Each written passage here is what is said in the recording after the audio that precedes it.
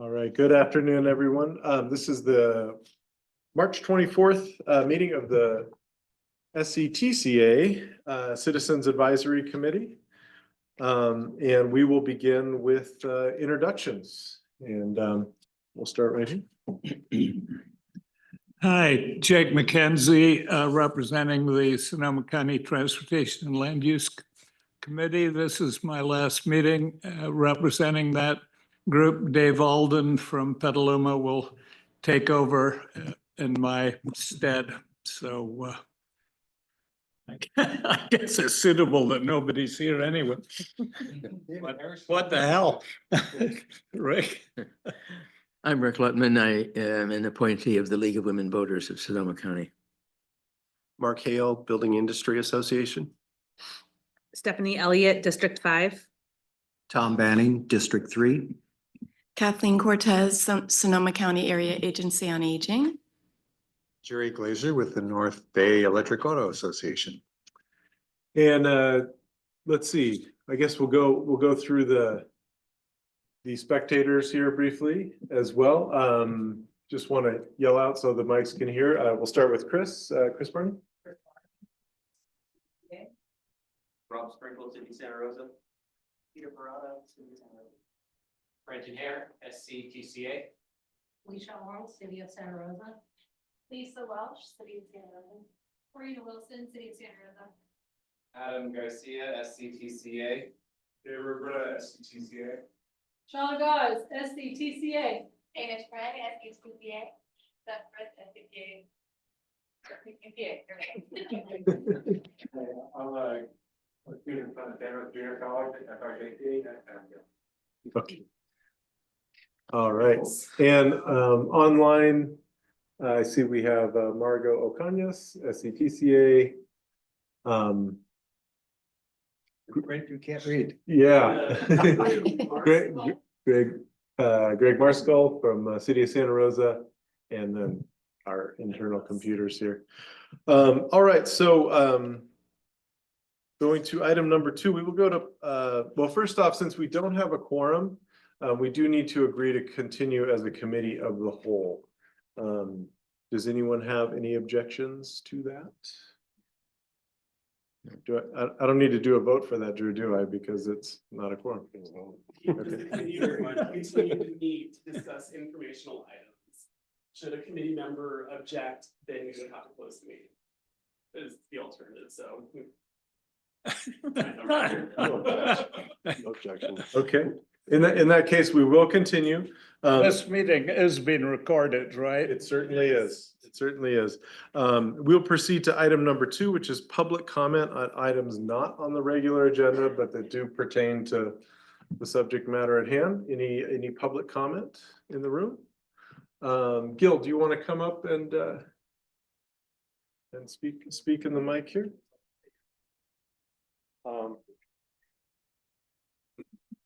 Sorry, I'm not terribly familiar with how this works. I just wanted to comment, I am a Smart Train rider, and I ran into a woman who was surveying the Smart Train for seniors and youth who were utilizing the free fare. And I made an argument that I'm looking to redefine Smart Train's discount to include seniors and students. And I'm hoping to maybe make a connection to San Francisco that would be a school to commuter pipeline instead of a school to prison pipeline. Once JC students graduate and find employment, hopefully there, maybe they could be paid transit riders, and that might boost paid membership for Smart. Thank you, Gil. Would you like us to get you in contact with Smart personnel? We don't have anyone representing Smart directly, but we could certainly make that happen. Yeah, if you don't mind, the BayPass that's expiring in June is also going to be matched by the Smart discount that also expires in June. Excellent. We can get you some Smart contact. The other way around. Sorry. There you go. All right. Thank you. Any public comment online? No public online. All right. Seeing none, item number 3, we are going to hold off on the approval of the February meeting minutes until the next meeting, as we are a committee of the whole. So we will move to item 4, which is the Measure M project presentation, and we'll pass it to Shauna Goss. Thank you, Mr. Chair.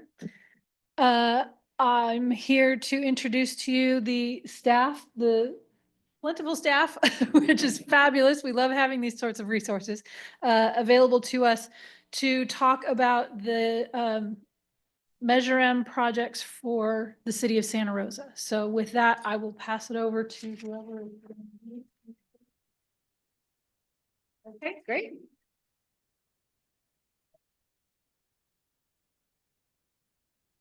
Yeah, absolutely. You didn't memorize the deck?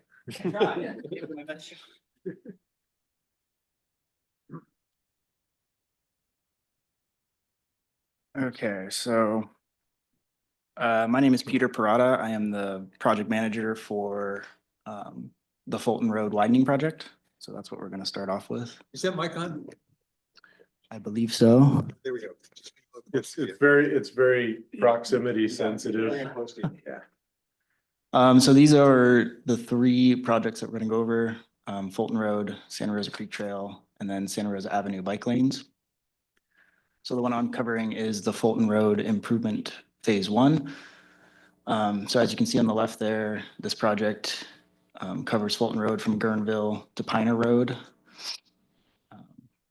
This is what a typical cross-section looks like. So starting from the left, we have 6-foot sidewalks. I believe we have 8 feet of LID features. And then we have a 6-foot bike lane and 2 12-foot travel lanes. I feel like we jumped ahead, but I guess that's next. So here's a picture of what the road looks like. Basically complete. So this is down at Guerneville, kind of by that shopping center looking north. Here's some examples of the directional curb ramps that we installed. We also repaved the Guerneville intersection, as you can see in the upper left. The lower right is in front of the school, Piner High School, where we also installed this hawk signal, which I've gone out there and watched it, and a lot of the kids use that to get over to the bus. So that was pretty important for us. In the back, you can also see we installed some new transit shelters.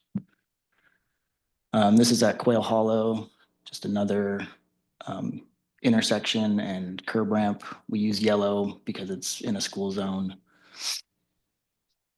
And then these top 2 photos kind of show the concrete, and we diamond ground it to make it smoother and give it better traction for cars and stuff.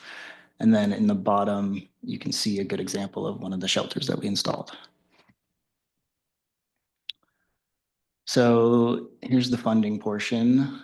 Phase 1, Measure M contributed 8.7 million, started 2015, ended 2024. Phase 2 just finished the feasibility study earlier this year. That was $500,000. So here's kind of the timeline that we had. Environmental started 2016 into 2017. Plan specs and estimate, basically design was 2018 to 2021. Right away was 2019 to 2021, and then construction was 2022 to 2024. And there's still a little bit of work out there that I'll touch on at the end of this. So this is kind of how the funding was divided up. Environmental, we received $450,000. Design was $1 million. Right away, we received 200,000, and then construction, we received 7 million, and all is reimbursed up to this point. So that's the next project. So as you may have heard, our joint venture, we canceled that contract with Gelati Brothers and Vanguard over complications with the plans and specs. So there's a little bit of work out there that we need to do, and that only consists of permanent striping and then planting. But But because of those complications, our hands are kind of tied until we figure it out. So. Any questions? Yeah, do we want to, just really quick, do we want to divide up these questions between sections or do we want to do the full presentation? Let's do section. Yeah, I think Okay. we did that last time. Sounds good. Go ahead, Mr. Letman in the committee. Last time we heard about the Fulton Road project, there was a major concern with the substandard materials that were put in by the contractor, and they had to rip it out and do it over again. Can you give us an update on that? Yeah, so as seen in the pictures, this is what it looks like now. And it only has that kind of shaded textures because when they grind it, it didn't touch all of it, but it still rides smooth. So they replaced pretty much the entire road. So the material we used was roller compacted concrete, and that didn't, the way they installed it didn't pan out.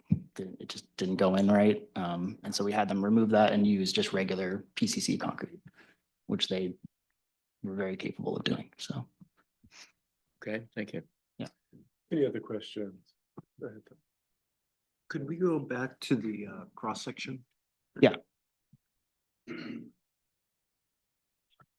So this is 2 traffic lanes each direction? Yes. Small print? Okay. Yeah, it's very small. And the 2 lanes and go to 1 lane at what, Wood Road at the north end? Rob says Next yes, down, but the whole section we did is 4 lanes. 4 lanes, okay. And what's the speed limit? I believe it's 45. And you can do unprotected bike lanes? I mean, this came up the last time you guys were here. 45 mile per hour with no bollards, curbs. I mean, I've read standards like from NATCO and Federal Highway that things get added above 25 to 30 miles an hour. And is that?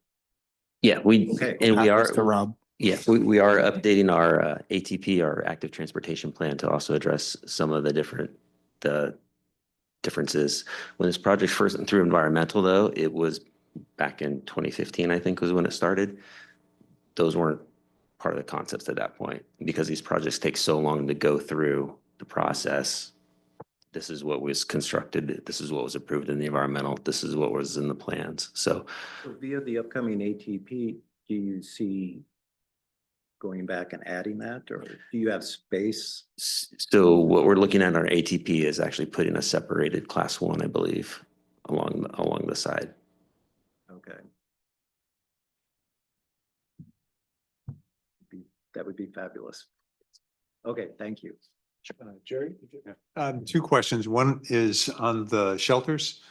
Do those have the new active signs that show when buses are showing up? No, they do not. They don't. And do believe they have those any are- power at all in them? I don't think so, no. They have trash cans.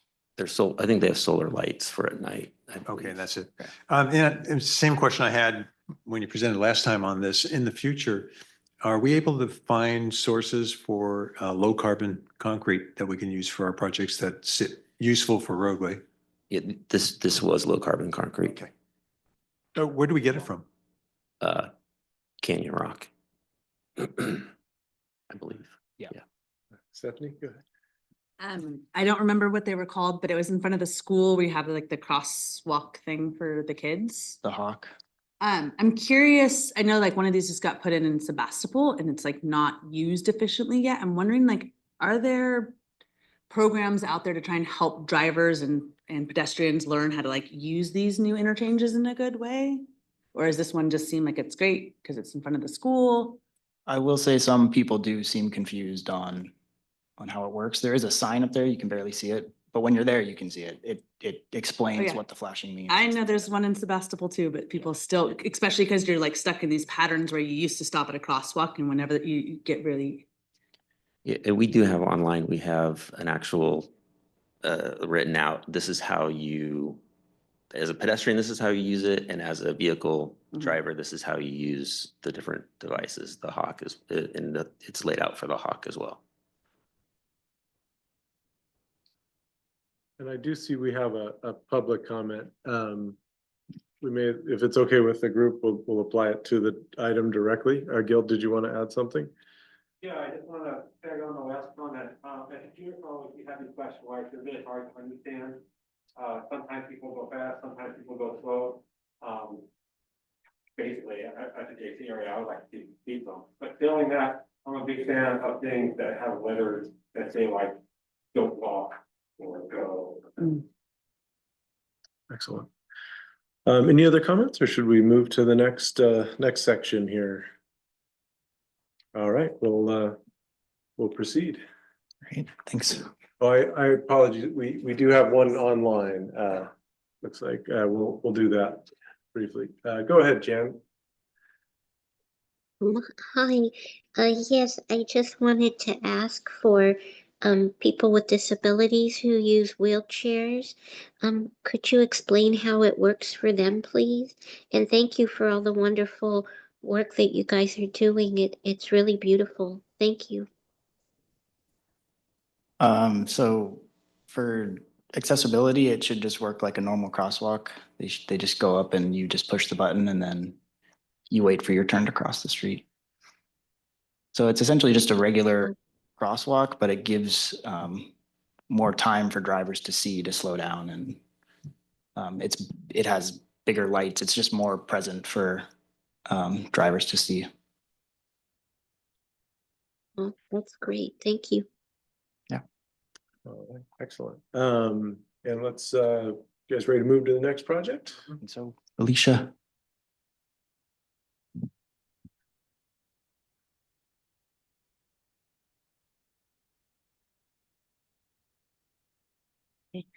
Hi, everyone. My name is Felicia Ong, and I'm the project manager for the Santa Rosa Creek Trail access at North Dutton West Side Phase 3. So this project will be installing a multi-use pathway connecting the west side of North Dutton to the north side of the Santa Rosa Creek Trail to provide consistent access across North Dutton using the Santa Rosa Creek Trail. You can see that phase 1 was a new trail to connect the Streamside Drive to Mission Boulevard, and then phase 2 was another connection trail, both of which have been completed. So you can see phase 1, phase 2, phase 3 here, how much of the Measure M funds we were awarded, and the start and end date for each project. So phase 3 was started in 2022, and we anticipate construction in 2026. And this is a breakdown of the phase 3 funding. So it was broken down into environmental, PS&E, right-of-way, and construction, and the start and end dates for each of those phases. Currently, we are in the right-of-way phase where we are obtaining easements from the property owner and the Sonoma County Water Agency. And then this is the breakdown of the funds that were programmed. We have been reimbursed all the way through right-of-way. We have yet to spend any money for construction.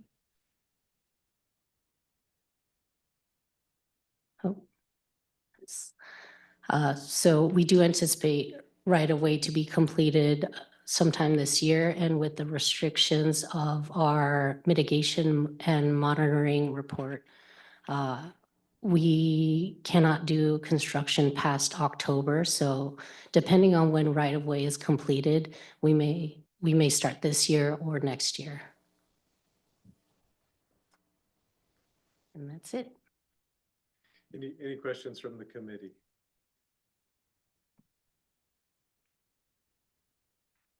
Yeah, what's your estimated length of construction? I believe it's 45 days. Okay.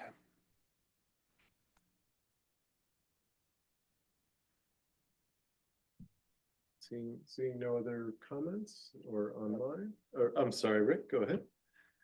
Could you go back to the picture of the, yeah, so I'm not familiar with that area. Is it the case that there is no way now to get between the Dutton grade level and the creek level where the path is? Is that the problem that you're solving here? So right now you can't cross North Dutton at that location. By providing this trail access point, you can use that access trail that we're installing to go underneath North Dutton where there is another access pathway on the other side. Does that mean you're not building any new paths? It's just a crosswalk or? No, it's a path that connects kind of where that L shape is. So it's going to connect North Dutton on the west side and at the end of Duncan Street, which is immediately to the left, and then connect to the north side of the Santa Rosa Creek Trail. It's the same kind of ramp on the other side as exists on the east side.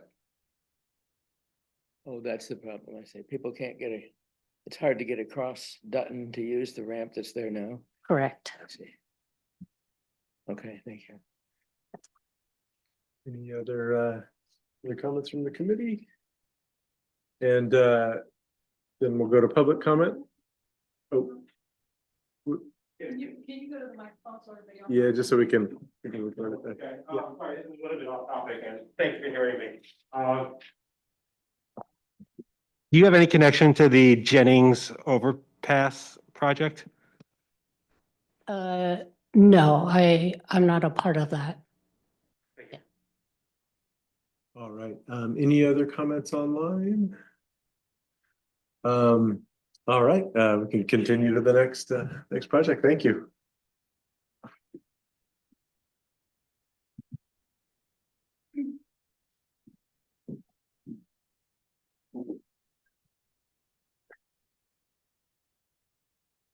Okay. This is close enough. Can you hear me? Okay. So I'm Lisa Welsh. I'm a supervising engineer for Capital Projects Division. Desiree Perez is actually the project manager on this project. She's on vacation.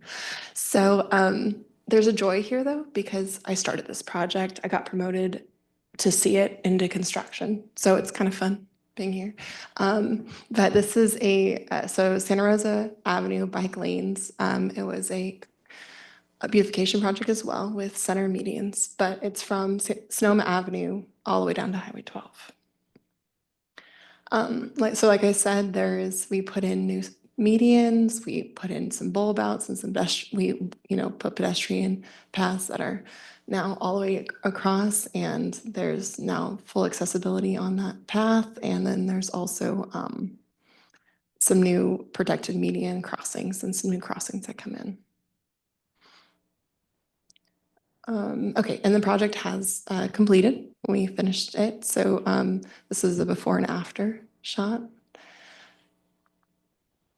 A during construction shot with your lovely sign right there.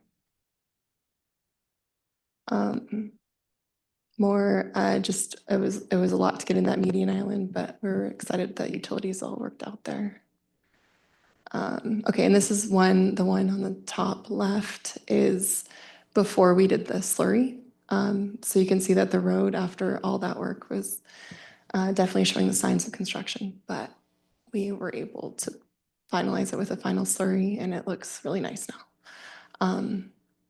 And the bike lanes are connecting everything. And I skipped. Thought I went from 2 lanes. So it used to be a 2-lane both ways. And now it's a 1 lane for vehicle traffic and a full bike lane across there. Excuse me, where's the bike lane in that picture? I can't quite read it. Do I have a pointer? No. The bike lanes, yeah, right there. Yeah. Thank you. I can just do this and just it works, right? Is this how it works? Yeah. I was thinking. But yeah. Well, I'm still not clear. The dashed. So that dashed line is the inside of the bike lane. It's to the vehicle traffic. Could you go ahead a slide? There was a photo. Yeah. Yeah, yeah. So we have, This is finished. the finished is on the, yes, on the bottom. And so on the right, we see one lane for traffic and then a bike lane and then parking. And on the left side, Just no parking, but yeah, there's a bike lane on that, in that location. there was another case where there'll be no Yes, there is separation. parking. No, there's parking there. It's just, it looks because of the angle, but there's parking all along Juilliard Park. That's Juilliard Park. There's no separation between the bike lane and the traffic lane. There is. There's paint. There's paint. There's paint. This was another one that's, oh wait, I can keep going. Sorry. Hold that. So this is another one that started in environmental a very long time ago. In 2010 is when the environmental was done. So we played it out just now. You'll see it. It was an expensive project. So yeah, so environmental was in 2010. We had the engineering done in 2023. And then right of way as well. And then construction just happened in 23 to 24. Yeah, so this project was not anticipated to be so expensive. And so in construction, we had $300,043 in programmed fund that was fully reimbursed. Thank you. And the local funding ended up being $2.162 million. So it was a bit to get to that finish line, but we're here. Oh, I am not the one who wrote this slide, but Measure M on srcity.org, great tool. I use it all the time. This is where our current projects are on there. Highway 101 bike bed overcrossing is another project coming up. Any questions from the committee? Did I? Yeah, excuse me. So is any data on what's happened with regards to the traffic and injuries or accidents since this change has been made? I don't have any data yet, but we're about a year behind in collecting collision data from Switters. So it takes that long, and this was just finished fall. Yeah, October. So yeah, so we don't have data other than what we hear from our police department and fire department. Okay. I've been up and down it for years and years and years, and I just wondered if, I mean, I didn't see any particular change one way or the other in terms of progressing through Santa Rosa. As far as traffic is considered, yeah. Vehicular or bike and pedestrian? Car. Car. I don't bike anymore.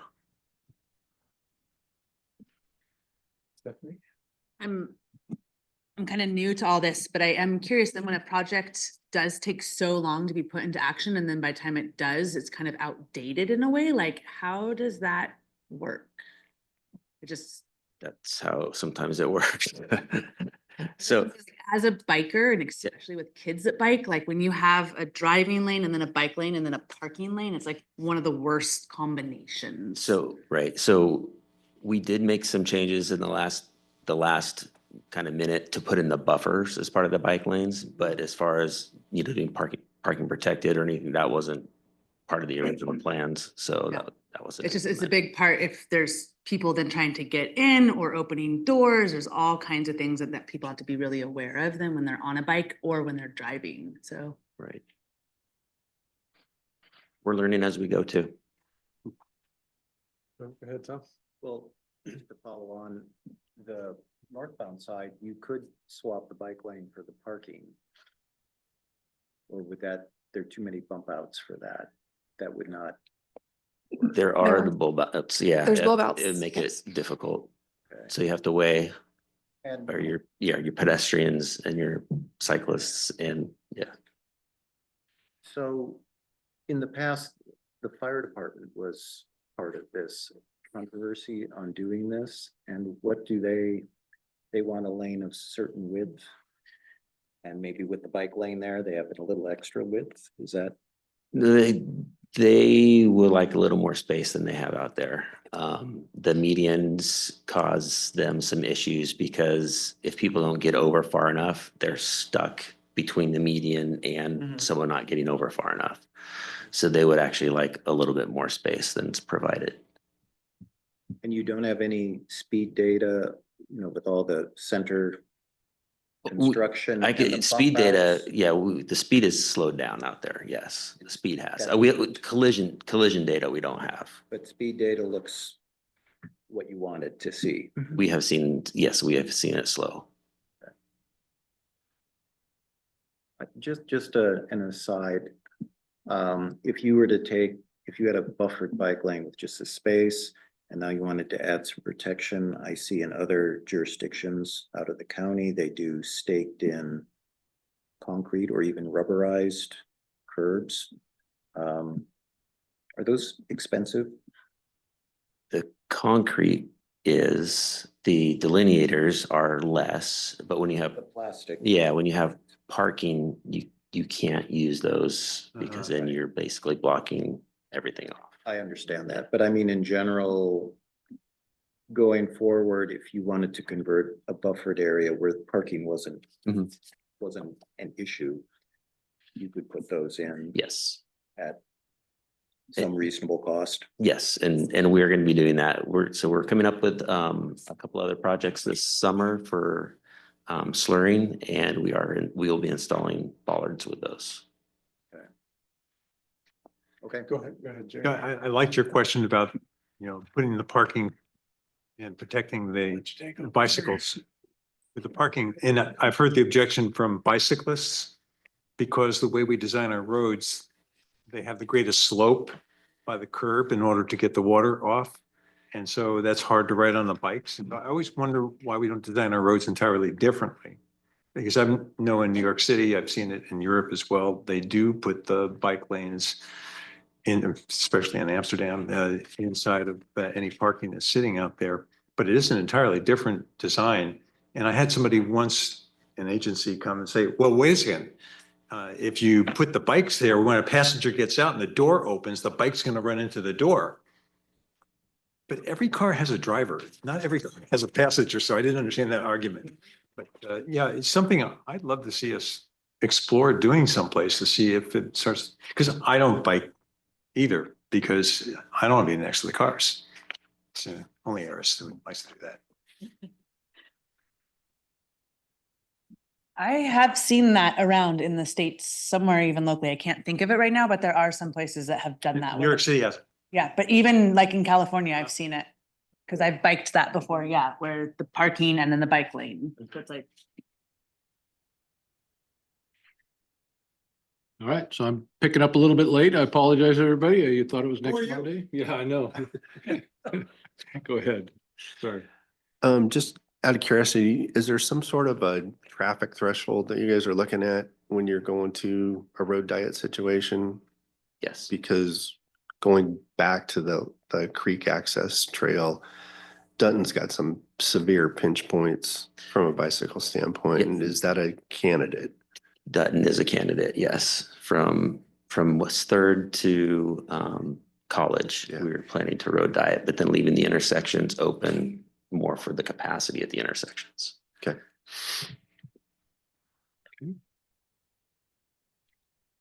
Hey, John. How you doing, Rob? All right, are we done with questions? Got one back there? Okay, thank you. Thank you very much, Rob.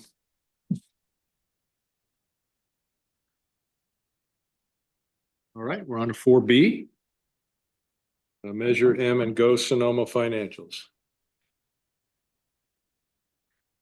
Thank you. Good guess. Yeah, I'll share. Hello, everyone. Let's see. Too many other things. All right, it looks like my PowerPoint is a PDF today, so we'll try it this way. And I apologize, it's the very start of allergy season, so we're gonna try to get through this. Okay.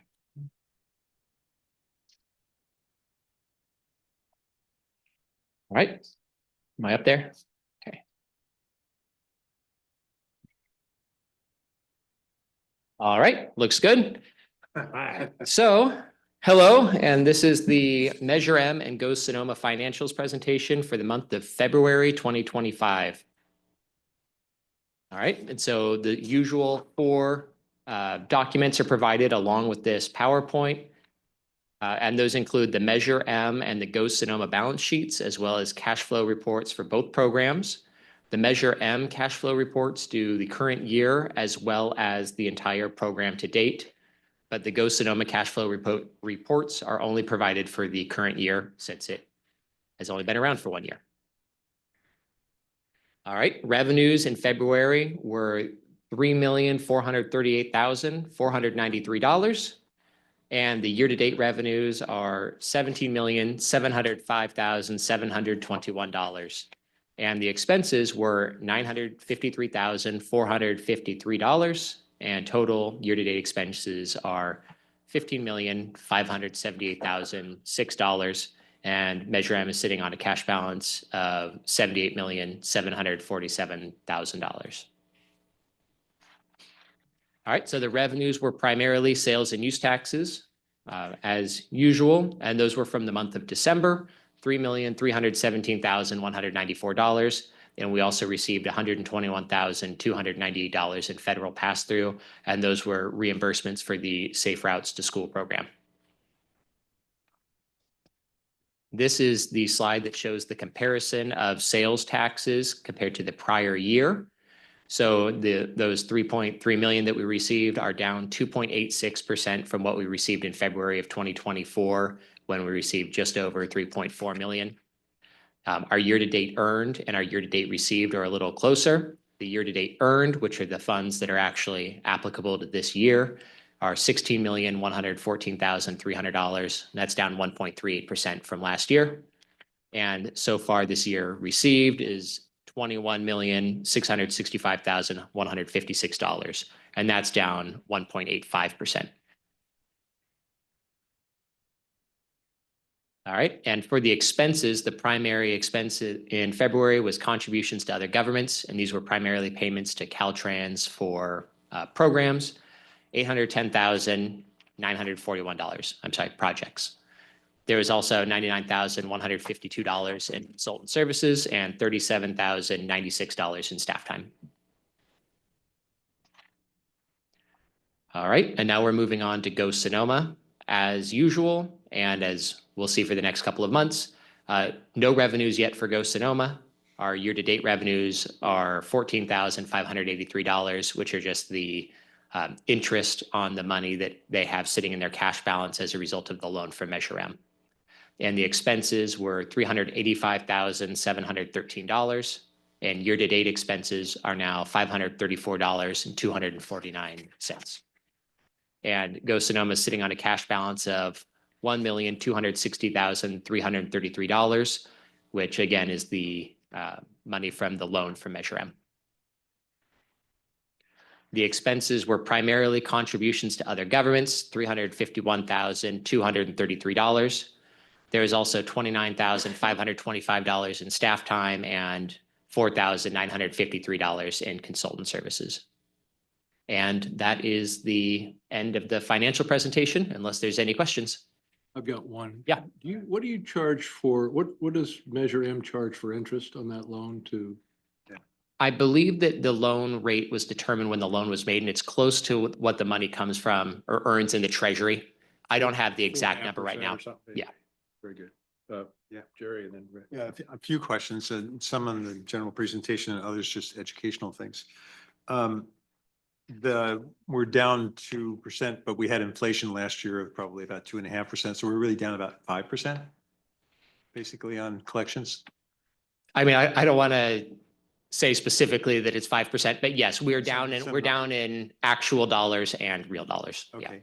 And so those loans, the cash that's in the fund now, came from other accounts, probably from Measure M. Yes. And when it's paid back, is interest paid back to Measure M since it's collecting interest? Yes, Measure M earns interest as well. So it should be a wash for Measure M. And then the last thing on the general presentation, the contributions to governments, I didn't understand that with Go Sonoma. If Go Sonoma hasn't really started it yet, why is it obligated to contribute to?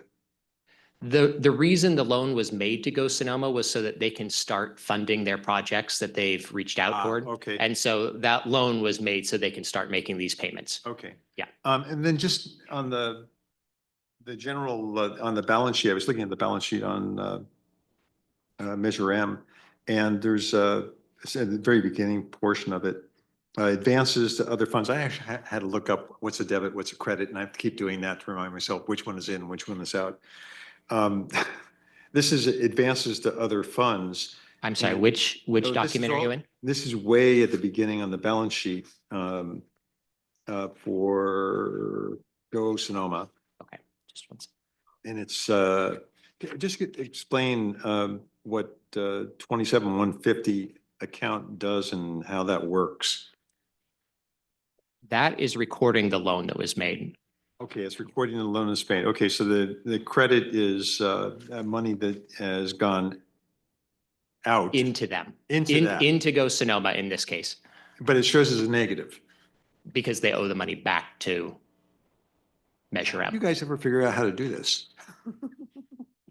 It's complicated. But we also, one of the expenses that we pay each year is we contract with the auditor, controller, treasurer, tax collector's office with the county of Sonoma, and they have CPAs on hand who make sure we've got everything on track. Yes. So we are paying for this support, especially when it comes to the loans. Okay. Yes. No,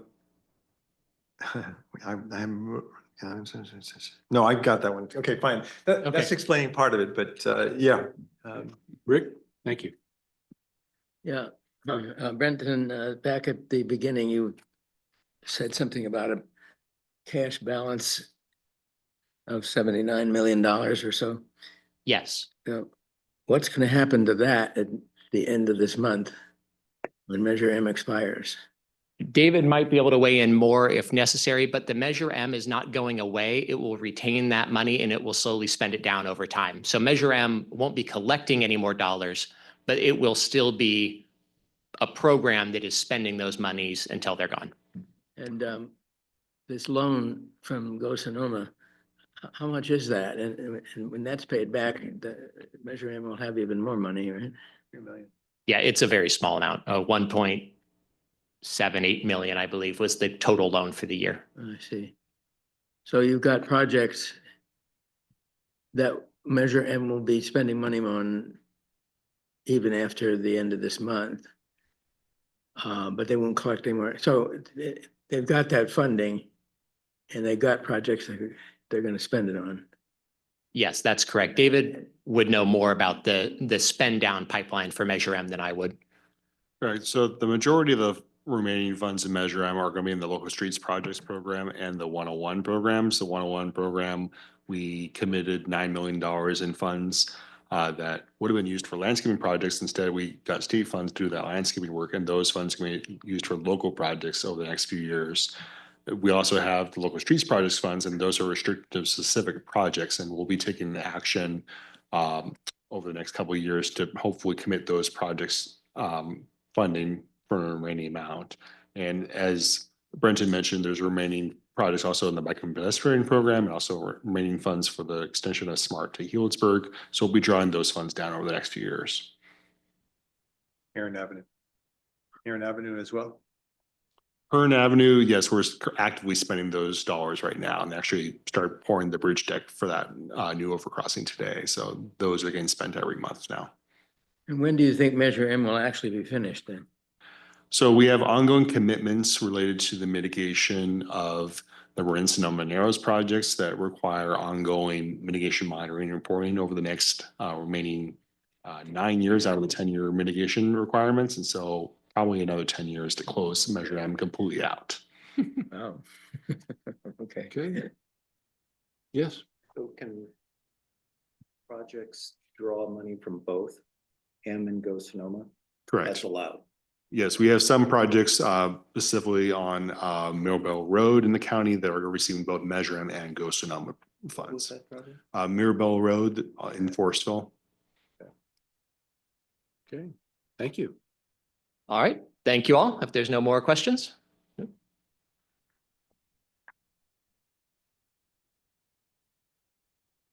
Okay, Dana, Clipper BayPass, not bypass. It's a BayPass for gosh sakes.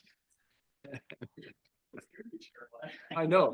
Clipper bypass. What the heck did you write in It's there? not a bypass. Thank you. So I'm just going to briefly introduce this topic and then pass it off to Bill Bacon at MTC, who's here with us today. This item came up through public comment at the last CAC meeting, and it is a topic that staff has been discussing with MTC staff as well as Santa Rosa Junior College staff for a while now. So happy to bring a presentation and more information to this group. And with that, I will turn it over to Bill Bacon, who will and Bill, if you want to share the slides from your end, you can. Otherwise, we can do it here. Why don't you go ahead and share them, if that's okay? Thank you. Thanks. While the slides are coming up, good afternoon, everyone. My name is Bill Bacon. As Dana mentioned, I'm an assistant director for regional network management at the Metropolitan Transportation Commission, and I'm sorry I'm not able to join you in Santa Rosa this afternoon.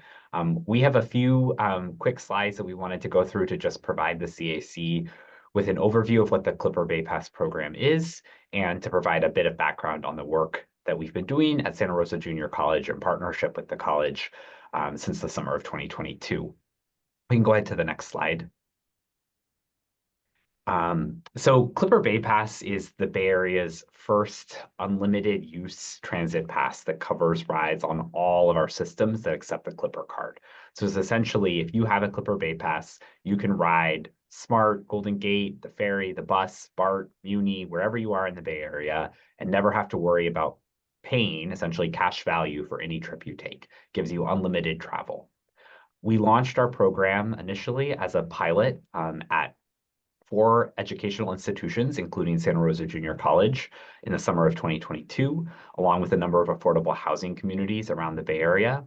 And then in January of 2024, we started the second phase of our program, which is really where we're focused right now, which has been offering the Clipper BayPass product to employers, educational institutions, transportation management associations, residential communities, and really working to grow the program to get more people on transit and to provide an easier way to use transit. We can go to the next slide. So as I mentioned, that first phase of the program was really conducted as a research pilot, and we were fortunate to partner with the 4 educational institutions highlighted on this slide. Along with SRJC, we had UC Berkeley, San Jose State University, and SFSU. And then we also had a dozen affordable housing properties actually in several counties in the region that are all managed by Mid-Penn Housing, which is a nonprofit housing developer. This first phase of the program was conducted at SF State, San Jose State, and UC Berkeley as a random control trial. So we actually were able to partner with the educational institution to offer a Clipper BayPass to about a quarter of each respective student body, while the remaining 3/4 of students at those institutions continued to receive the transit pass that that institution has traditionally provided. So for example, at UC Berkeley, students have typically received a pass to ride AC Transit bus service. So what we did was we gave a quarter of the students this Clipper BayPass to let them ride any system anywhere in the region for free. And the remaining 75% of students had their AC Transit pass. So what this actually was able to do was we were able to have a robust, statistically valid research experiment where we had tens of thousands of participants in our control group, which was that sort of traditional transit pass that they would have received, and our sort of treatment group, the people who had Clipper BayPass. We were able to learn how, if you give people a unlimited use pass product, how they might use transit differently. At Santa Rosa Junior College, we offered the college 5,000 Clipper Bay passes, and it was really more of a first come, first serve experiment at SRJC, so a bit different than at the other institutions. And the key takeaway that we've learned from this first phase is that the students who had Clipper Bay Pass rode transit about 30% more than their peers who had just a single agency pass. And that includes riding the transit services that they could have already traveled on for free more. So people were not just riding transit overall more, but they were riding the transit that they could have ridden anyway more than their peers who also could ride that service for free. We can go to the next slide.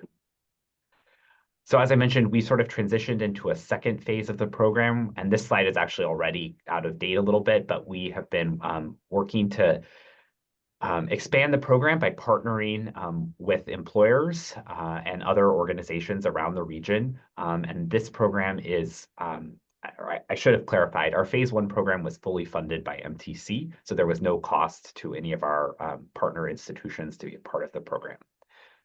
In the second phase, we've been actually selling the Clipper Bay Pass product in partnership with the transit operators to interested organizations. And we've been growing the program every month now for quite some time since we started last year.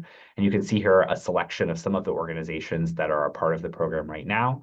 And this is a mix of employers providing it to their employees, to residential communities, providing it to their residents, to a student body. So San Francisco State students actually made a decision to continue to fund the program on an ongoing basis so that every student at SF State has a Clipper Bay Pass.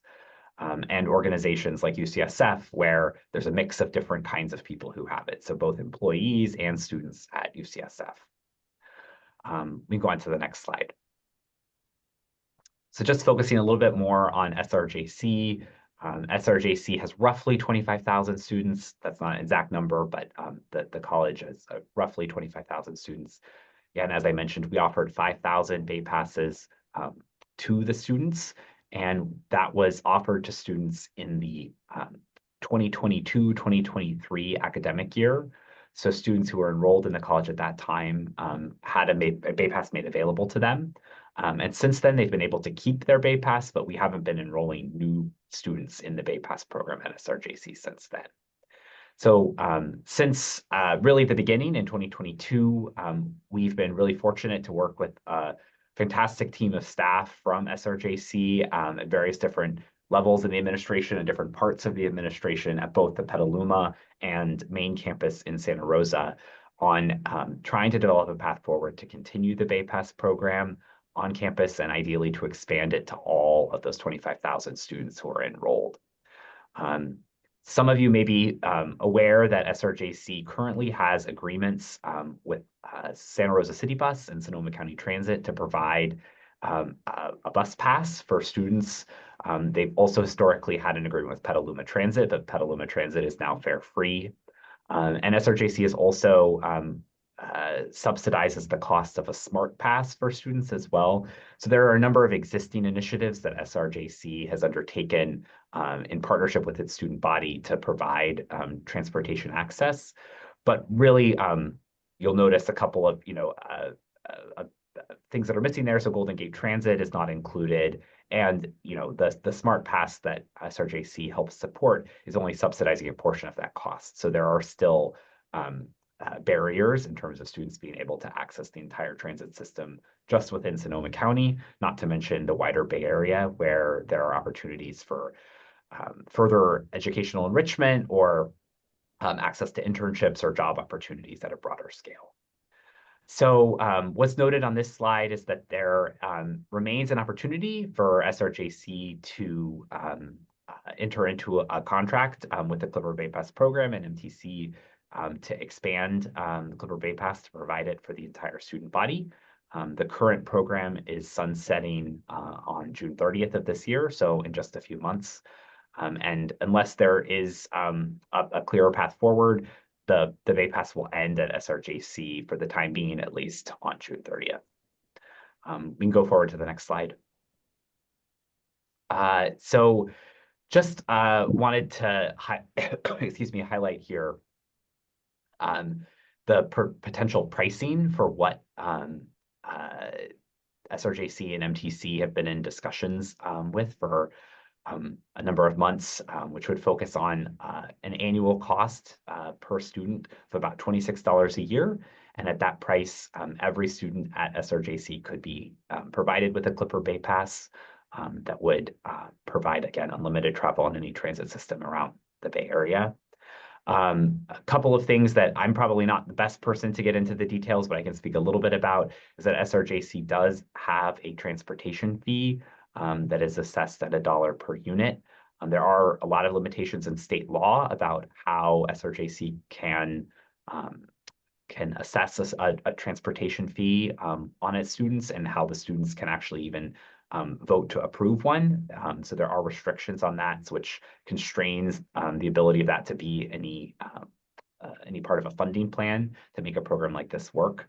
But that is one of the key pieces of funding that has supported those existing past programs at SRJC for Santa Rosa City Bus and for Sonoma County Transit. I'll go ahead and stop there, and I'm happy to answer questions, and Dana can also chime in here. But thank you for your interest in the program. One quick question, and that is, when Golden Gate Transit is asked to participate or was asked to participate, I assume they were asked, what was their pushback? Why would they not jump on board? It seems like such a successful pilot program.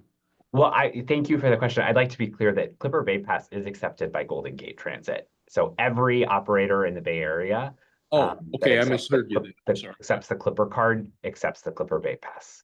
Gotcha. So, Thank you. Rick, you had a question? Yeah, thank you. Well, this Clipper Pass seems like a great idea.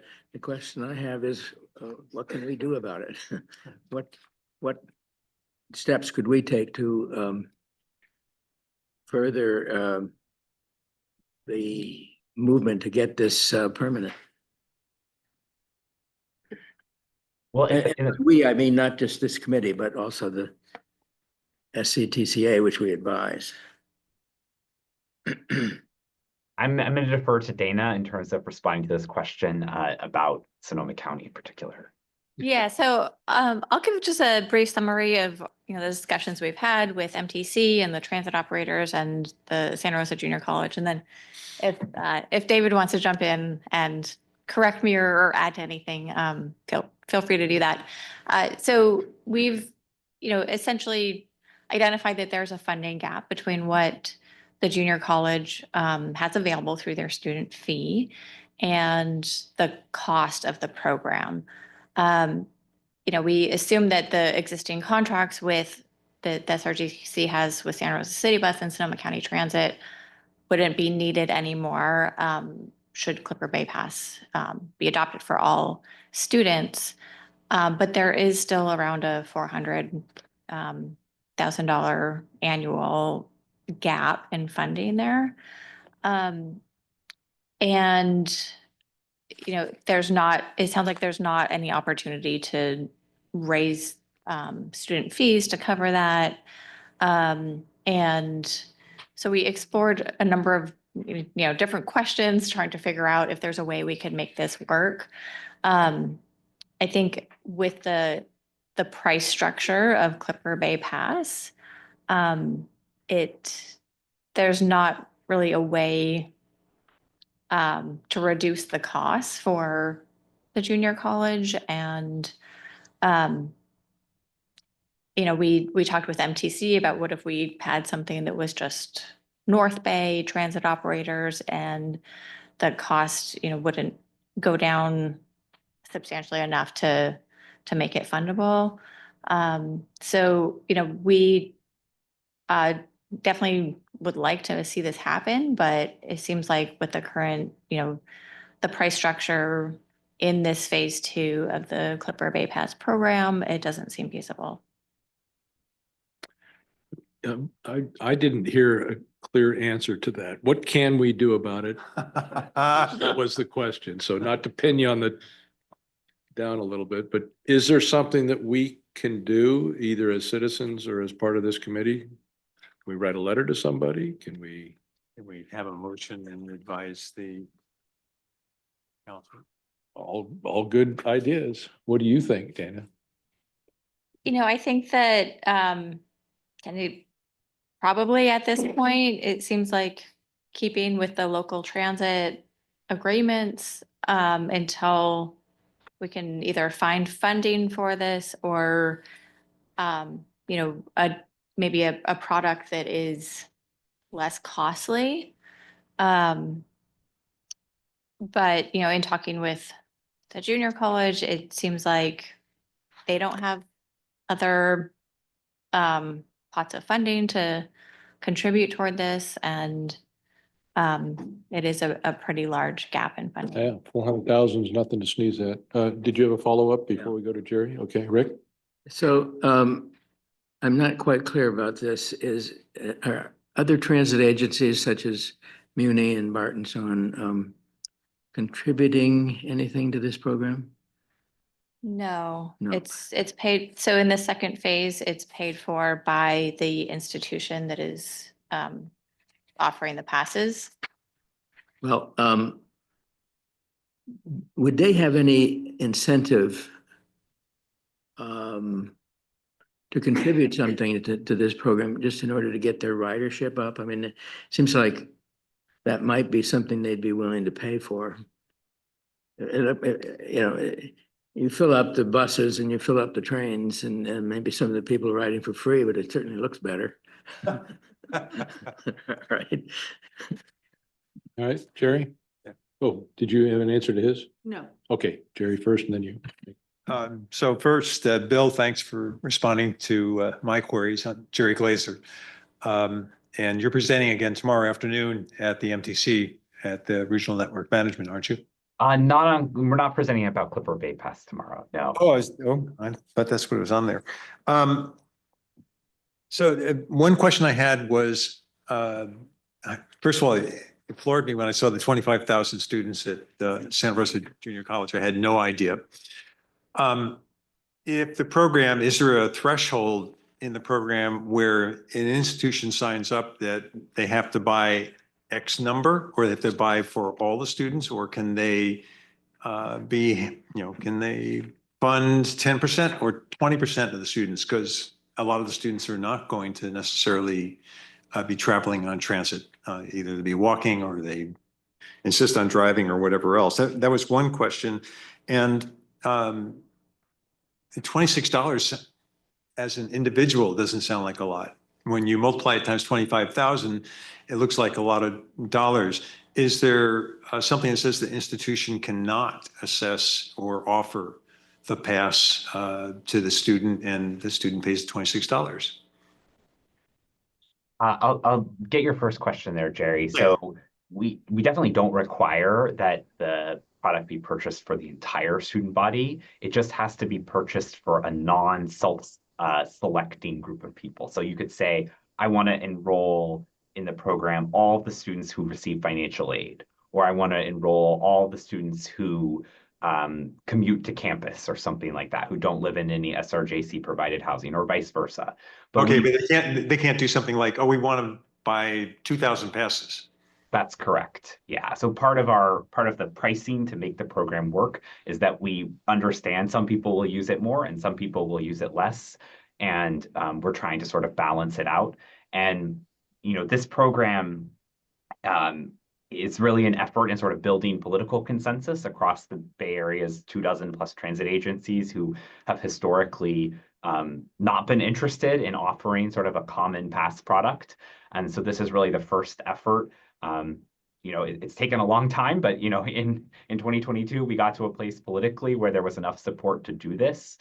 So we are a bit constrained. I will absolutely admit that. And to Dana's comment about the pricing, we are pricing the program in a way that is revenue neutral. So we're trying to generate the revenue from the sale of the Clipper BayPass product to cover all of the cost of the trips that are taken using the BayPass product. So there's no differential pricing for educational institutions or for certain different types of partners. So it really is the same pricing structure.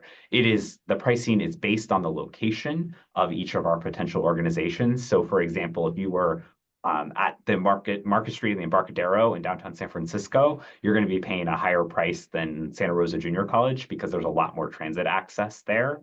But that's sort of the environment that we have to operate in, at least for right now in our pilot program.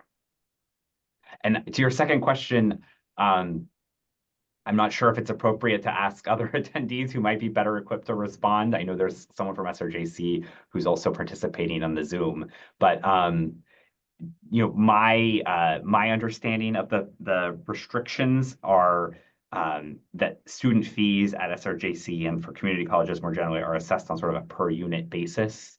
So it would, the benefit would need to be given to every student who's paying the fee.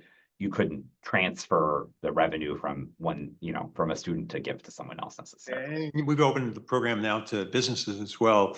And probably Google's not interested because they have over 300 buses, but other businesses, they couldn't turn to their employees and say, okay, if you want to pass, then you need to pass for the pass. That's correct. Okay, thank you.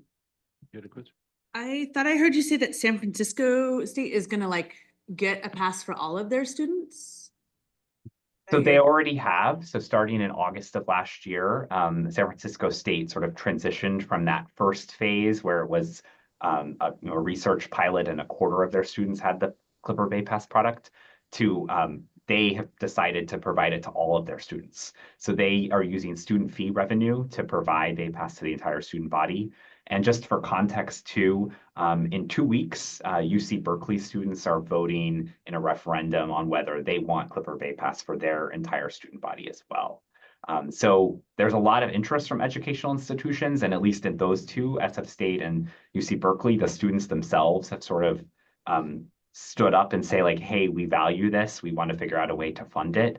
I think at SRJC, there are some additional complications because of state law that restricts student fees, which are not necessarily in place at the state university system or the UC system. Got it. So they're potentially doing this by, they're able to increase their fees and that's how they're looking at covering that gap. That's right. At UC Berkeley, that's what they're doing. They'd be increasing the fee. And at San Francisco State, they actually already had enough fee revenue that they didn't have to increase it, but they sort of rebudgeted their fee revenue. Thanks. David, do you know what the dollar amount is in the Go Sonoma Act for public transit off the top of your head, roughly, annually? The amount we have available for fare-free programs is vastly lower than the amount you would need to do the Clipper BayPass program. So we wouldn't have enough funds to go to fund this shortfall. So I wasn't thinking of funding the whole thing, but I was thinking of making a motion in a second and sending it to the board for them to consider a partial funding of it and hoping some other funding would step forward. Would that be misguided?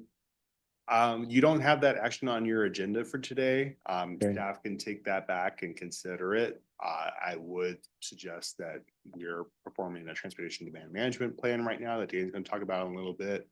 That will help inform how we're going to spend some of the funds from Go Sonoma for transit for first and last mile programs such that can be used for stuff like this. But we feel that this is such a high cost that we can't necessarily put a large amount of Go Sonoma dollars into this. Got you. Thank you. Yes, Jake, and then our student guest, I can't remember your name, I'm sorry, and then back over here. Yeah. We might want to consider contacting the county and city's MTC representative on this matter. I believe that's Victoria Fleming. We got a meeting with her next month. This may be something to bring up. Thank you. Yeah, that's a good idea. Yes. Excellent. Yes, sir. I have a few questions. First, if I can just follow up with the last question that was asked. Is it possible to use any of the reserve from Measure M instead of Go Sonoma to provide assistance with this transit program? Sounded like that was a no. No? Okay, thank you. Okay. And another question I have for our presenter. The pilot was also offered to housing communities, not just the schools. And I'm wondering if Mid-Peninsula Housing is continuing with phase 2 or any of the other low-income organizations are doing a phase 2 part of the BayPass. Yes, so the Mid-Penn, as well as other affordable housing communities or property management organizations are participating in the phase 2 program. And every single property has its own funding strategy for how that works. So I can't really get into those details in this setting, but yes is the answer. Thank you. And I have a question that I had an idea for funding this, and I'm not an expert in the ins and outs of MTC, so please forgive me if I'm asking a stupid question, but I read online about a fare integration task force. I've heard some discussions about maybe giving discounts to certain institutions. And I also wanted to point out that JC students, full-time students don't have a lot of time. I'm here because I'm a part-time student. People who go to school full-time are not necessarily going to be utilizing the Clipper BayPass to its maximum extent, going down to Gilroy or whatever, going to San Francisco. A lot of them are going to be spending time studying and just commuting to and from school, maybe going to San Francisco for career opportunities or on the weekends. Is there any way to adjust the price for the junior college? No. So as I was mentioning, and Dana was alluding to a little bit, the pricing works in a way that is trying to be revenue neutral. So we assume, for example, that there aren't going to be a lot of SRJC students riding Caltrain to Gilroy all the time, or riding BART every day. So there's sort of an expectation in terms of how the usage is aligned to the geographic location. So that's why, to Dana's comment earlier, if you were to only focus on the North Bay, it wouldn't reduce the price very much. It would be a little bit, but it wouldn't be cutting it in half, for example. Thank you. Thank you very much. And you had one follow-up? Yeah, I guess I was also just curious if like Sonoma State or other schools are now interested in potentially this program. And I just want to say that I personally have loved the Clipper card once it came out. It has made travel so much easier around the area. So we have had discussions with Sonoma State, and there has been over the last couple of years, and there's a lot of interest from educational institutions around the region in how to bring BayPass to their student body or from the students themselves and how to bring it to their campus. So I think that's probably the best answer I can give right now, is that there is a lot of work. There is quite a bit of coordination going on between institutions right now to figure out the best path forward to bring this type of program to students and to really provide that mobility benefit to go hand in hand with the educational opportunities that they're providing. Bill, Dana, thank you guys very much. Oh, I'm sorry. So much. Sorry. I got one online. Which one do you want first? Oh, okay. Missed it. Yeah. Jan? Oh, yes, hello. I just was wondering if students who receive financial aid, if it could somehow be worked out for the financial aid package to include the pass.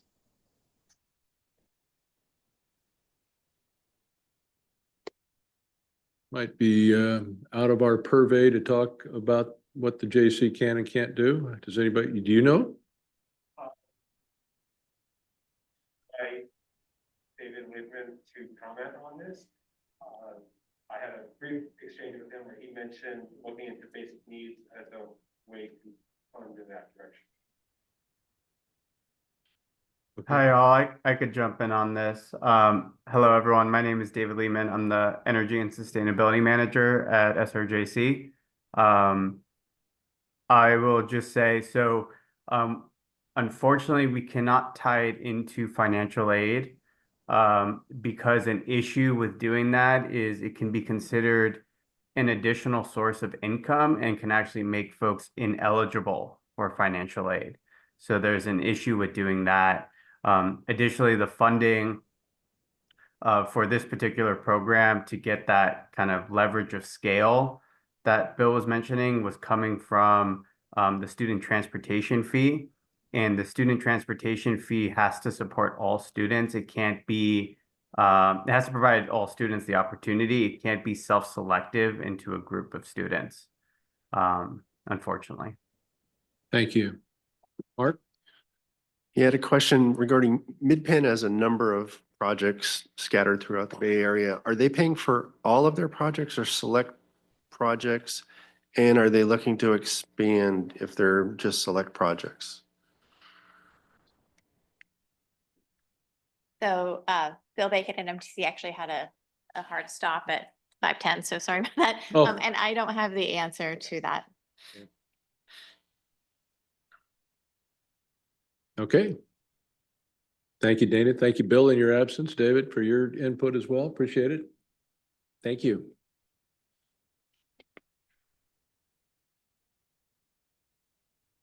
I think you're right back up here, Dana. Strategic Transportation Demand Management Plan Survey. That just rolls off the top. What's the acronym for that? Quickly, somebody. Okay. Yeah, so this is just a quick announcement.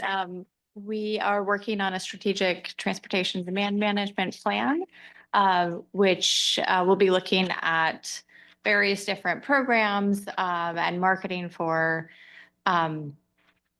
programs that support active transportation and transit use, such as first last mile programs. This plan will also help inform the use of the Go Sonoma funds set aside for commuter programs and first last mile.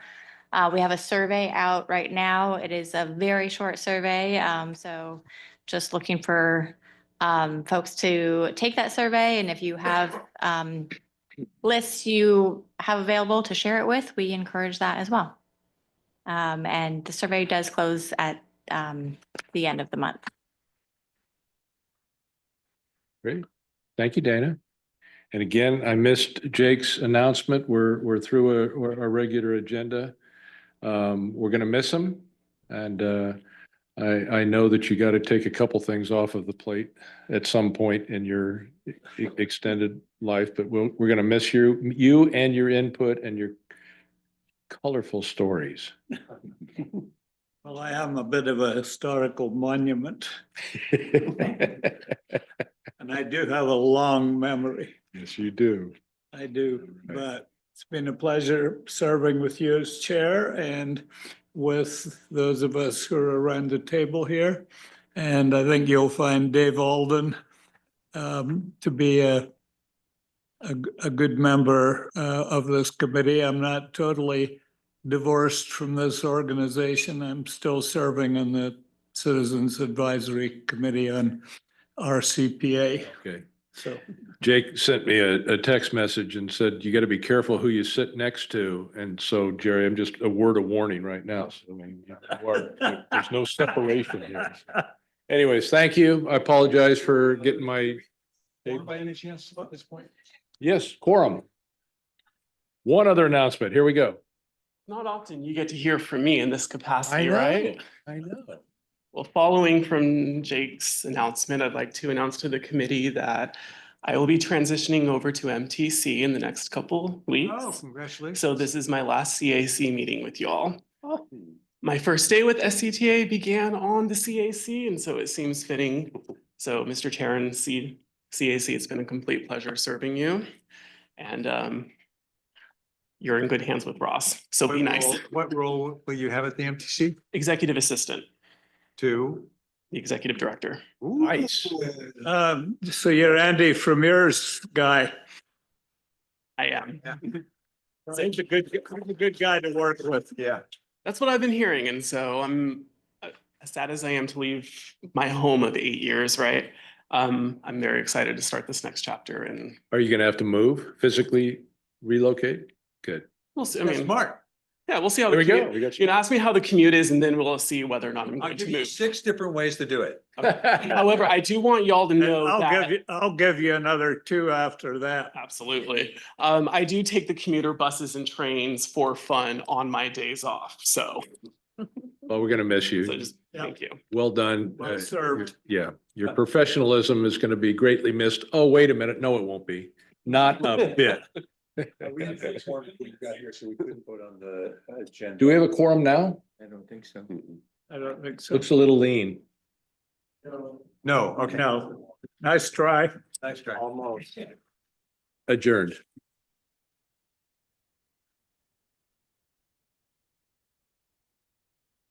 All right, are we